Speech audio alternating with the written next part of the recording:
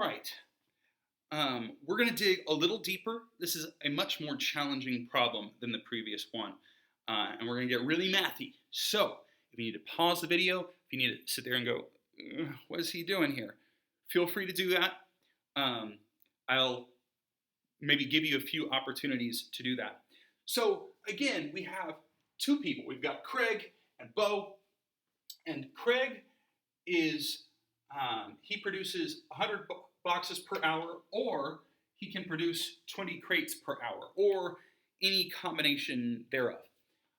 Bo, he can make 50 boxes per hour, or 5 crates per hour.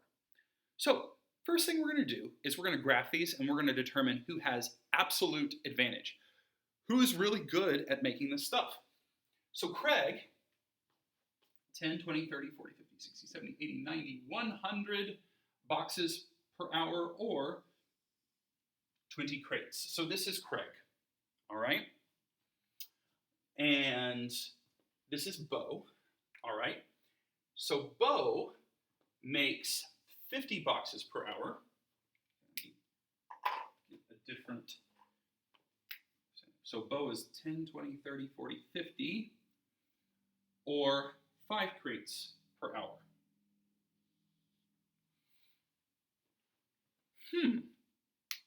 Who has absolute advantage in making boxes?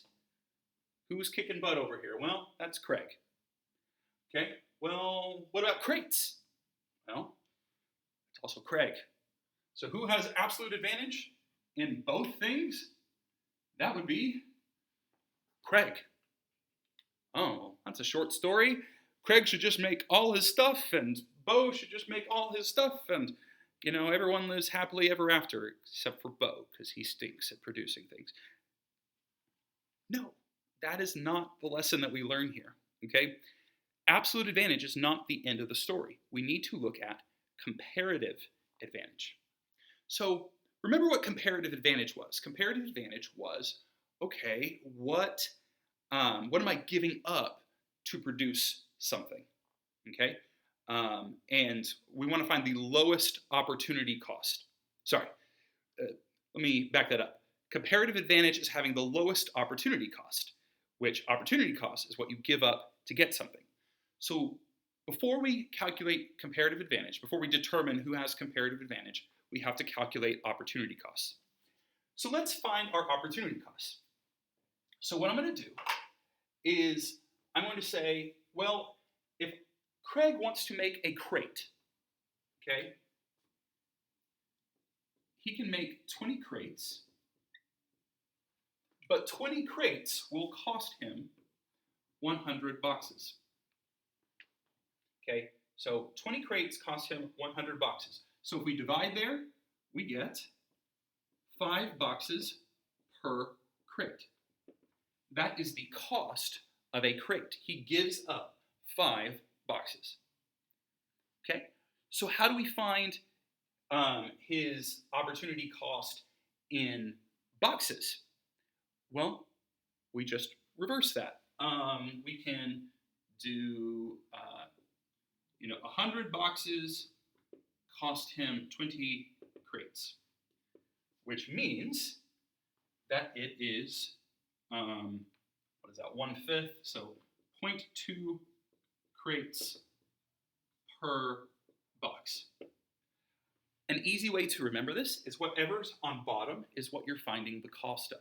That denominator is what you're finding the cost of. Also, something to point out is 5, the reciprocal of 5 is 0.2. So once you've found this, you've already found this, you just need to take the reciprocal. Now let's look at Bo. What is the cost of his crates? Well, it's 50 boxes for every 5 crates, which is 10 boxes per crate. Okay, what about boxes? Well, I'm not going to do all the math here. I'm just going to do the reciprocal here. So 0.1 crates per box. All right. Well, let's look at our opportunity cost now. Instead of looking at total production, let's look at our opportunity costs. Well, who has comparative advantage in crate production? Well, it costs Craig 5 boxes. It costs Bo 10 boxes. Who has the lower cost? Well, that would be Craig. Man, is Craig just better at everything? Well, let's see. Let's look at the cost for boxes.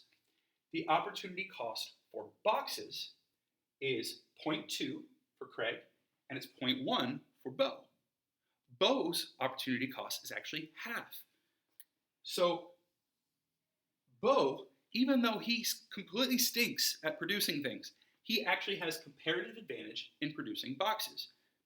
So he can still benefit from trade by producing boxes and trading them to Craig. So let's see what happens when these guys try to trade.